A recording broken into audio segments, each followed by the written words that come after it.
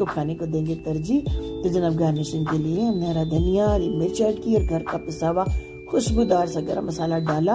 तो ये हमारी शानदार किस्म की रेसिपी डिश आउट होने के लिए बिल्कुल हो गई रेडी। खुश रंग, खुश शक्ल, खुशबूदार सा ये सालन आपकी टेबल को चार चांद लगा देगा। आपके बच्चे भी बहुत शौक से ये वेजिटेबल खाएंगे। तो जनाब अगर आप नए हैं हमारे चैनल पे और हमारी ये खुशबूदार खूबसूरत सी रेसिपी आपको अच्छी लग रही है तो हमारे चैनल को सब्सक्राइब करना मत भूलिएगा। बेल आइकन को जरूर प्रेस कीजिएगा ताकि हमारा और आपका साथ जो है वो देर तक जुड़ा रहे और हम रोज रोज आपको अच्छी अच्छी टोटली घर के मसालों से बनने वाली रेसिपीज देते रहें और आपकी दुआएं लेते रहें। तो जनाब लाइक कीजिएगा, शेयर कीजिएगा अपने फ्रेंड्स के साथ, अपनी फैमिली के साथ। उम्मीद है रेसिपी आपको पसंद आई होगी।